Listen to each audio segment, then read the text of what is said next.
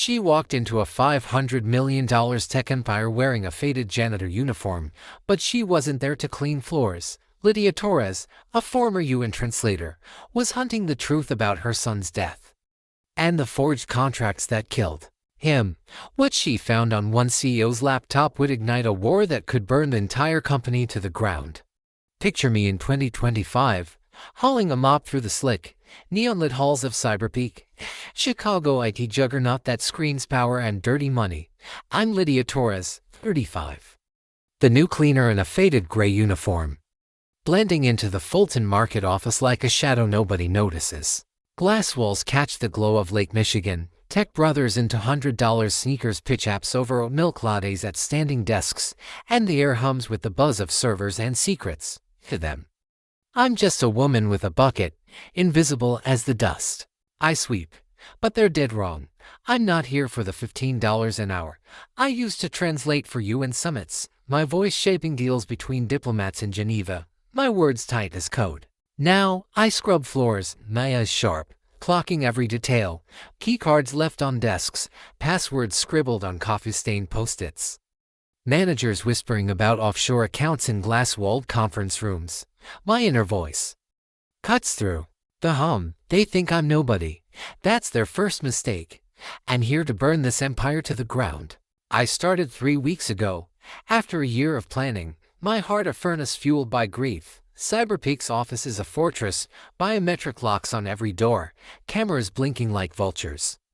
Servers stashed behind frosted glass. I push my cleaning cart past ping-pong tables and VR headsets, pretending to polish monitors while my ears drink in every word. A project lead snaps about a delayed contract. Another brags about a $10 million deal sealed in the Caymans, his voice low like he's spilling a secret. My pulse spikes. I know that deal it's tied to the fake medical supplies that killed my son. Call, 8 years ago. He was 10, fighting leukemia in a Pilsen hospital, his small hand clutching mine as faulty drugs from a CyberPeak contract stole his breath. The news called it a supply chain error, but I dug deeper, finding whispers of forged signatures and offshore accounts. That grief carved a hole in me, and now it's a fire. I grip my mop, whispering, "This is for you, Kyle. I'm getting answers." The office is a circus of egos. Dylan Crow, the CEO's son and head of marketing, struts through like he owns the place, all slick hair and tailored suits, barking at interns over TikTok ad metrics. He's 29, ambitious, but there's a flicker in his eyes, like he's hiding a crack in his confidence. I notice how he lingers outside his dad's office. Ray Crow, the big boss, a Chicago legend who turned CyberPeak into a $500 million empire. Ray's face is all over cranes and X, hyped as the king of IT innovation. But I know the truth, his empire's built on lies, and I'm here to rip it apart. I vacuum under desks, my phone taped to the mop handle, snapping photos of stray papers like a low-budget spy. It's absurd. Sure, Lydia Torres, ex-translator, playing 007 with a janitor's card, but I've got nothing left to lose. Doubt my life outside this office is a ghost of what it was. I live in a cramped Logan Square apartment, walls covered with Kyle's crayon drawings of spaceships and dogs. Every night, I pore over notes, piecing together CyberPeak's dirt.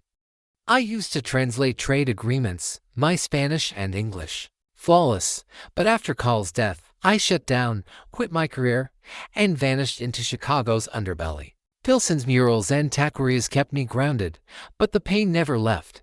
I'd stand at Kyle's grave in Wilmette, promising him justice, the pines whispering back like they knew I'd end up here.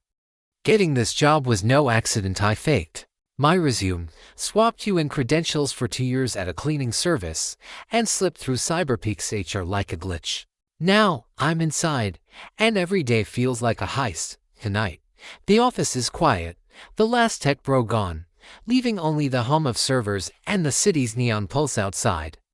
I linger in the executive wing, polishing a glass door that's already spotless. My reflection, a stranger in this uniform. A trash bin by Ray's office catches my shredded papers, but one sheet's intact. A contract for medical tech with a signature that looks off shaky, like someone forged it under pressure. My breath hitches. It's the same kind of contract from the news in 2017, the one tied to Kyle's death, A deal that flooded hospitals with junk supplies. I slip it into my apron. My heart pounding like the old train rattling through Pilsen. I'm not supposed to be here this late, but I can't stop now. Back in my apartment, under a flickering lamp, I study the contract, Kyle's drawings staring down at me. The signature's a fake hide now. I've seen enough diplomatic papers to spot a fraud. My mind races. This isn't a coincidence. CyberPeak's dirty, and this paper's the first crack in their glass fortress. As I hide the contract in a coffee can under my sink, my phone buzzes with a job alert from X. A reminder of the world I'm about to dismantle. I scroll through X, seeing posts about CyberPeak's latest app launch, all shiny PR masking their rot. I think of Kyle, his laugh, the way he'd beg for one more bedtime story. That contract is my first weapon.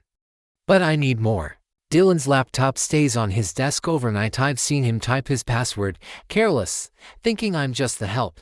Tomorrow, I'll get closer, maybe copy a file, maybe find the next piece. I'm not just cleaning floors anymore. I'm cleaning house, and CyberPeak's empire is about to feel the heat of a mother's wrath. Every night, I'm a ghost in my own life, haunting the edges of Chicago's neon glow. By day, I'm Lydia Torres, 35, the invisible cleaner at CyberPeak's Fulton Market office.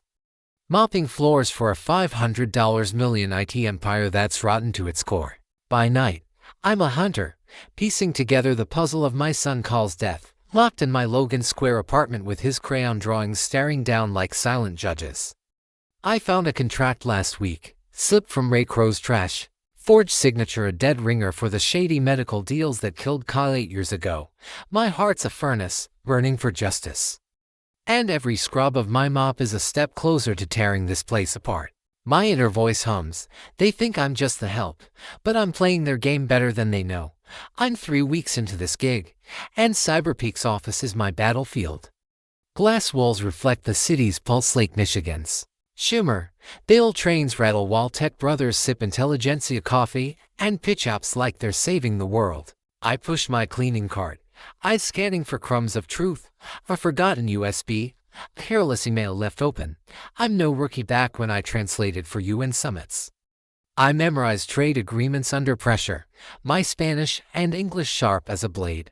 Now, I use that same focus, snapping photos of documents with my phone, still taped to my mop handle like some budget spy gadget. It's ridiculous, sure. But when I caught a manager's password scrawled on a post-it last night, I felt like I'd hacked the Pentagon. I whisper to myself, "This is for you, Kyle." I'm getting closer. The office buzzes with secrets. Dylan Crow, the CEO's son and marketing hotshot, is everywhere. His tailored suits and slick hair screaming ambition. He's 29, all charm. On X, hyping CyberPeak's latest app. But there's a crack in his cool. His eyes dart when he's near his dad's office, like he's guarding a bomb. Ray Crow, the big boss, floats above it all, his name plastered on cranes and tech blogs, a Chicago kingpin who built an empire on lies. I've seen Dylan linger at Ray's door, overhearing hushed talks about cleaning up the Cayman accounts. My gut twists. That's the kind of deal that killed my son. Fake medical supplies, pushed through forged contracts, flooding hospitals like Pilsen's where Kyle fought for his life. I see his face every night, his 10-year-old smile fading in that sterile room, and it fuels me. I'm not here to clean floors. I'm here to clean house. At night, my Logan Square apartment becomes mission control. The walls are a shrine to Kyle, his drawings of spaceships, a photo of us at a Pilsen Street fest, eating alotes under murals. I sit at a wobbly kitchen table, my laptop glowing with scanned contracts and screenshots from X, where CyberPeak's PR machine churns out lies. I've hacked together a system. Photos from the office go into a cloud drive, encrypted with a password Kyle would have loved. Starship 7. Last night, I found an email fragment on a shredded page, something about rerouting funds through Belize. It's not enough, but it's a thread. I pull up Kyle's hospital records, my hands shaking as I read the date, July 17, 2017. The news linked CyberPeak to a supplier, Medicor, whose fake drugs killed dozens. I was translating in Geneva then, missing Kyle's final days, trusting the doctors. I failed him, but I won't fail now. My cover's holding, but it's dicey. Yesterday, An intern almost caught me snapping a photo of a spreadsheet. I played it off, muttering about checking for smudges, but my heart was pounding like a Logan Square drum circle.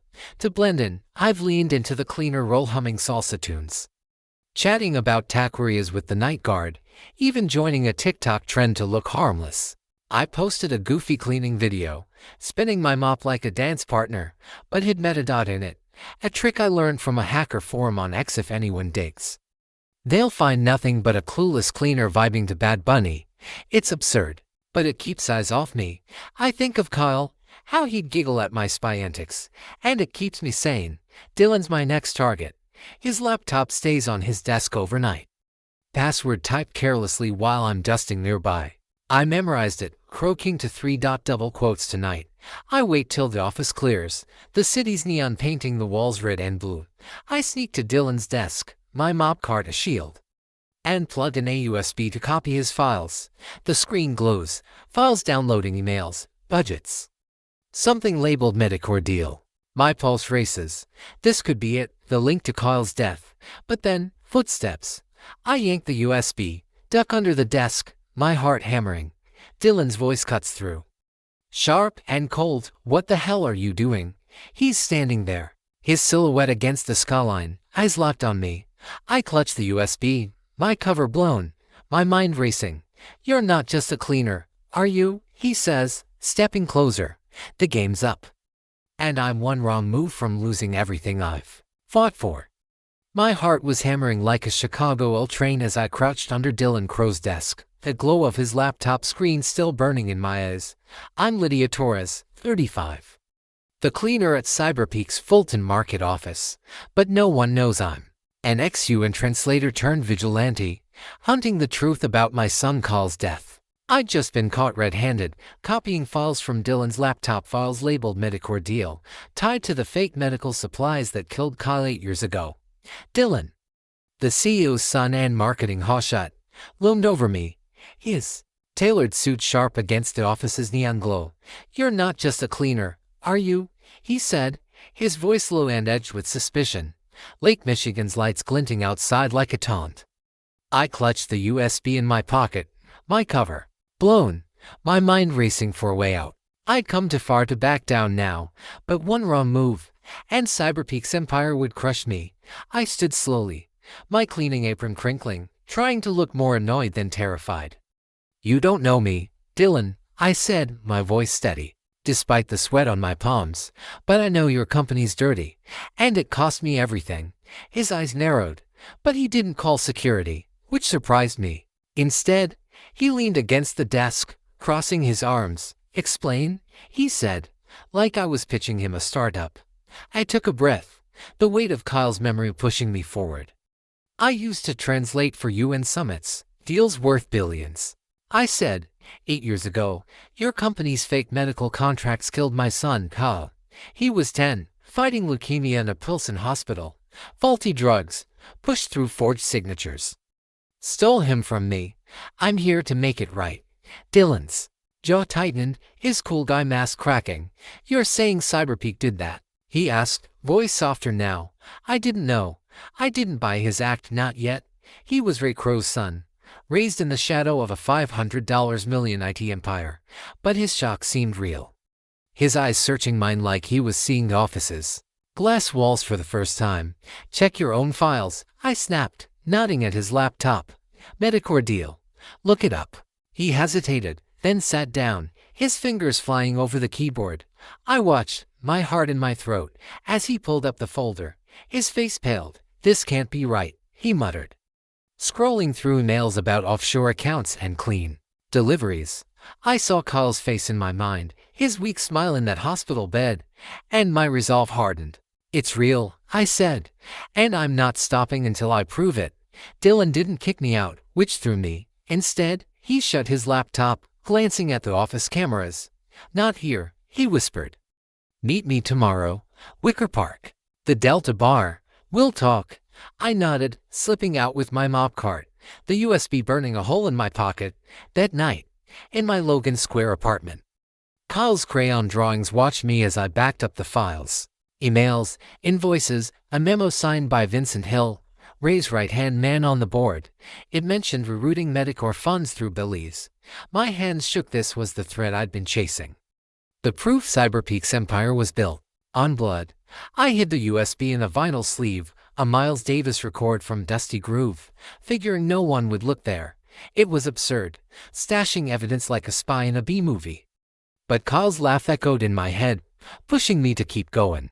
Next day, I met Dylan at the Delta, a Wicker Park dive with neon signs and sticky tables. He was out of place in his designer jacket, nursing a craft IPA, his eyes scanning the room like he expected a trap. I looked into it.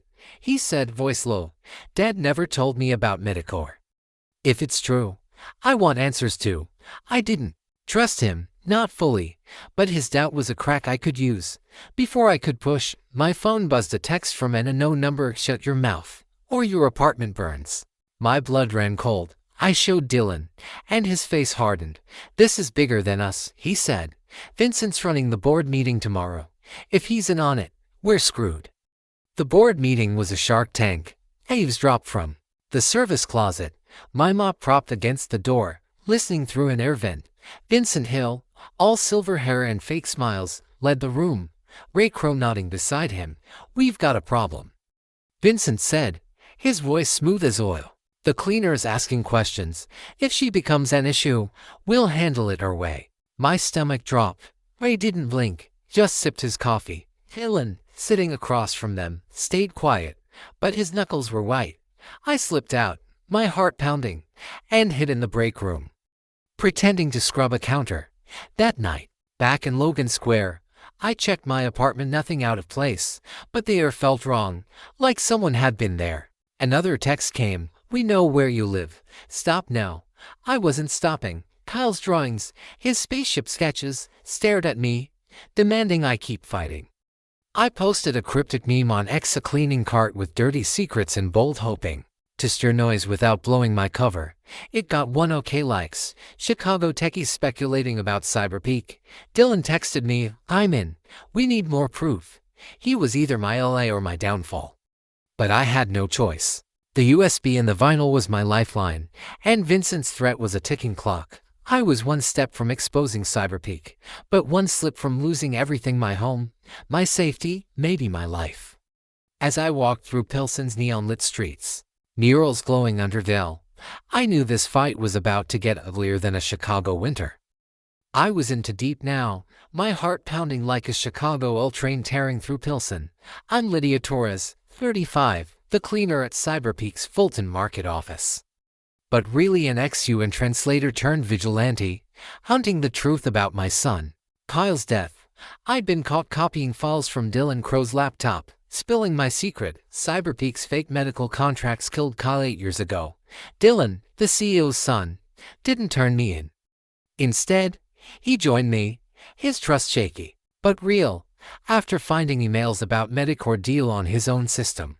Vincent Hill, the board's shark, had threatened to handle me, and I got a chilling text, "Shut your mouth, or your apartment burns." But I wasn't backing down. Kyle's crayon drawings in my Logan Square apartment kept me going, his spaceship screaming for justice. Dylan was my wild card, and together, we were about to crack CyberPeak's glass empire wide open.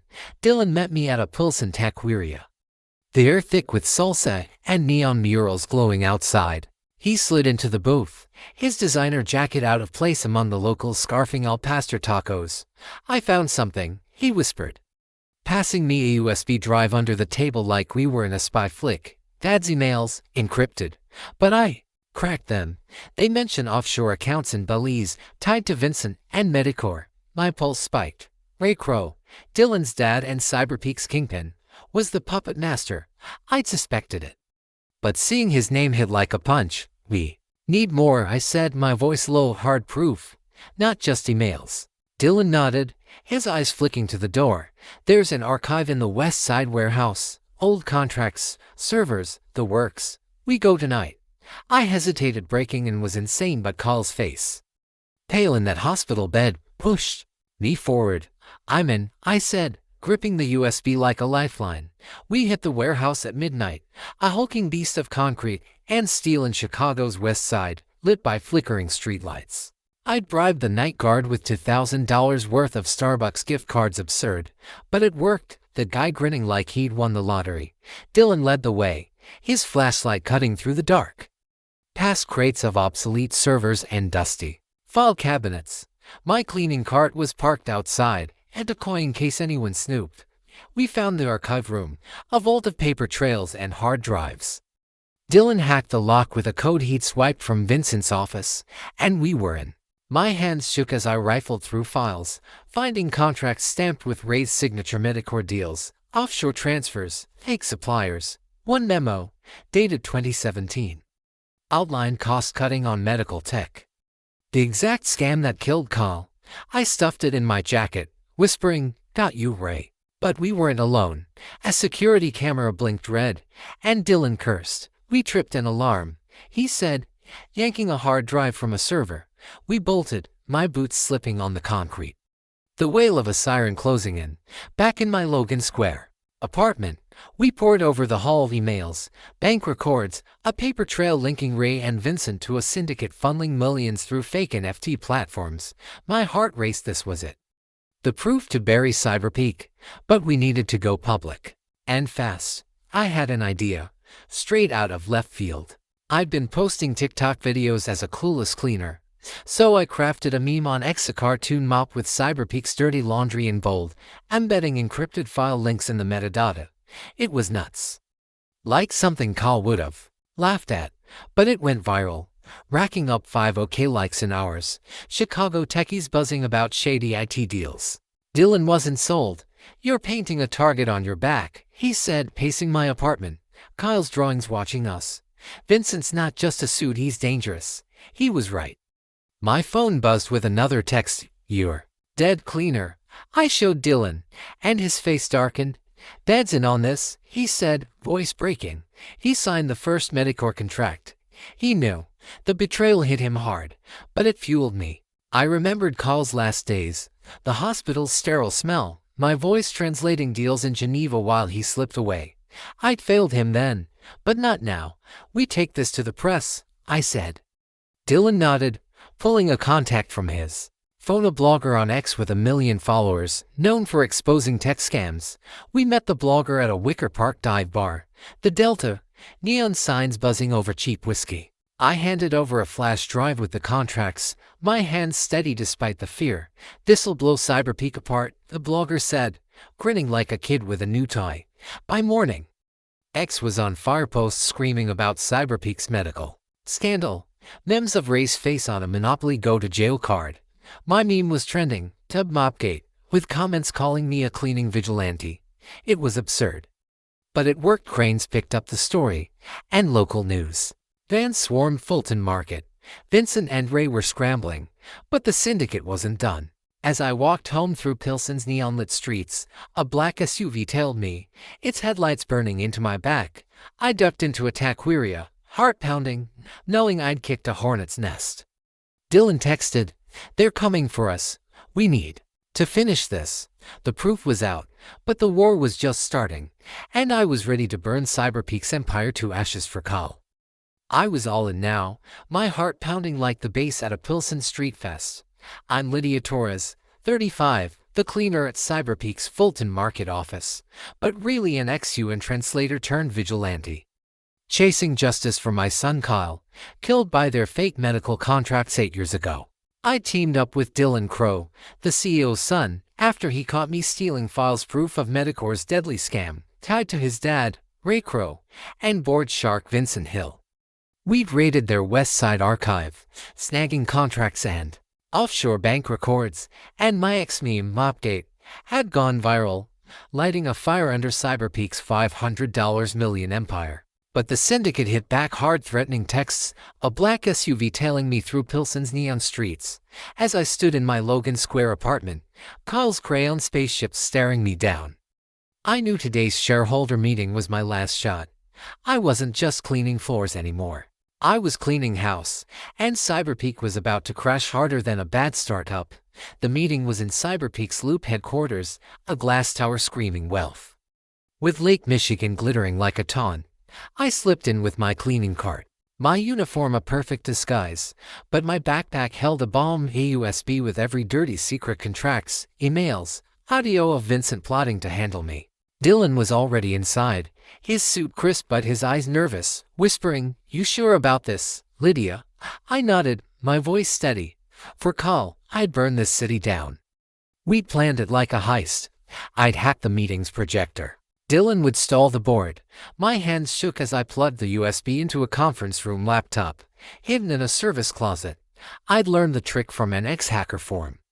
Paying $500 for a sketchy app that crashed my phone twice before it worked.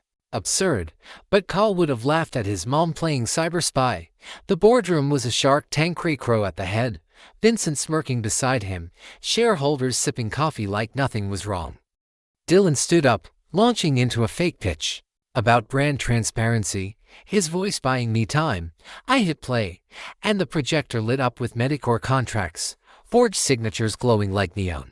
Gasps rippled through the room as emails flashed straight greenlighting offshore transfers, Vincent rerouting millions through Belize. Then came the audio. Vincent's soy voice, "If the cleaner's a problem, we'll handle it our way." The room froze. Ray's face went gray. Vincent bolted for the door, but security blocked him. Dylan's call. I stepped forward, my uniform swapped for a blazer I'd stashed, my voice cutting through. "I'm Lydia Torres, and CyberPeak killed my son with your lies. This ends now." Dylan took the mic, his voice cracking but firm. "I'm done with this empire," he said, staring at Ray. "You built it on blood. I'm out." The shareholders erupted, phones buzzing as X lit up with #mopgate posts. I slipped out, my heart racing, leaving the chaos behind. By nightfall, cranes ran the story, CyberPeak's Medicare scandal exposed. News vans swarmed Fulton Market, stocks tanked 40%, and feds raided the office, cuffing Vincent. Ray lawyered up, but his empire was crumbling. My meme was everywhere, dubbed the janitor's revenge, with TikTokers remixing it into dance videos. It was ridiculous. But it worked. Chicago was talking, and the truth was out. I didn't stick around for the fallout. I packed a bag, left my Logan Square apartment, and vanished, leaving a note on my table. I didn't want fame. I wanted justice for Carl. I saw him in my mind, his hospital bed, his small hand in mine, and for the first time, I felt peace. The syndicate wasn't done. Another text came as I boarded a bus to Milwaukee. "You can't hide forever." But I wasn't hiding. I was rebuilding, starting over where no one knew me. A year later, I was teaching Spanish at a Milwaukee high school, my classroom filled with kids who reminded me of Kyle. One day, Dylan showed up, his suit swapped for jeans, his eyes softer. "You changed everything, Lydia," he said, offering a check reparations from CyberPeak's settlement. I pushed it back, smiling. Kyle would have been proud of me. That's enough. But the fight wasn't over. X still buzzed with rumors, Vincent out on bail, a new shell company popping up. I kept my old USB hidden in a Milwaukee coffee shop's vinyl bin, just in case. I walked home. Lake Michigan's waves crashing nearby. I felt Kyle's laugh. In the wind, I'd torn down an empire, but the shadows were still out there, and I'd be ready if they came for me. My phone buzzed, a new X post tagging #mopgate. The cleaner is still out there. "Who's next?" I smiled, knowing I'd fight again for Kyle, for justice, for the truth nobody could bury.